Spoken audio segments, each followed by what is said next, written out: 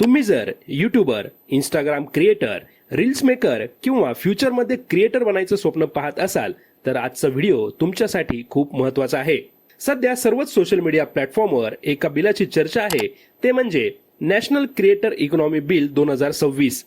या बिलामुळे कंटेंट क्रिएटरला एक प्रोफेशनल ओळख मिळेल असंच सर्वीकडे आपल्याला बघायला आणि ऐकायला मिळत आहे. पण हे नॅशनल क्रिएटर इकॉनॉमी बिल खरंच राज्यसभेमध्ये पास झालं आहे का?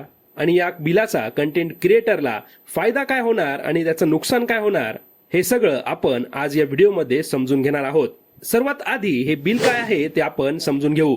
नॅशनल क्रिएटर इकॉनॉमी बिल हा एक प्रपोज कायदा आहे. डिजिटल क्रिएटर्सना जसं की युट्यूबर्स, इन्फ्लुएन्सर्स, पॉडकास्टर्स आणि ऑनलाईन पैसे कमवणारे सगळे लोक यांना ऑफिशियल ओळख देणं हा आहे.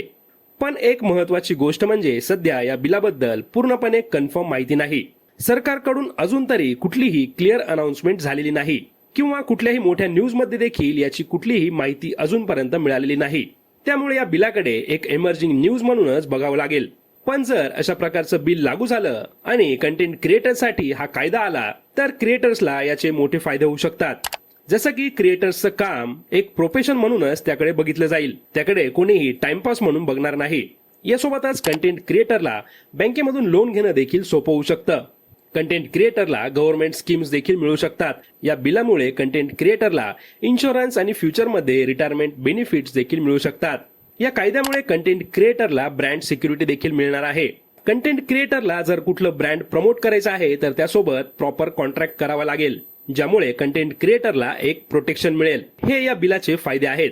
पण या फायद्यांसोबत कंटेंट क्रिएटरला काही नुकसान देखील होऊ शकतं, ज्यामध्ये सर्वात महत्वाचा मुद्दा म्हणजे टॅक्स. कंटेंट क्रिएटरच्या इन्कमवर या कायद्यामुळे सरकार टॅक्स वाढवू शकतं.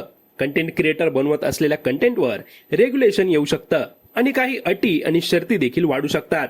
म्हणजेच कंटेंट क्रिएटरचं फ्रीडम थोडं कमी होण्याची शक्यता आहे. आज भारतामध्ये लाखो क्रिएटर्स आहेत आणि करोडो लोक त्यांचे कंटेंट पाहतात. त्यामुळे एक मोठी क्रिएटर इकॉनॉमी तयार झाली आहे आणि म्हणूनच सरकार याकडे सिरियसली लक्ष देत आहे.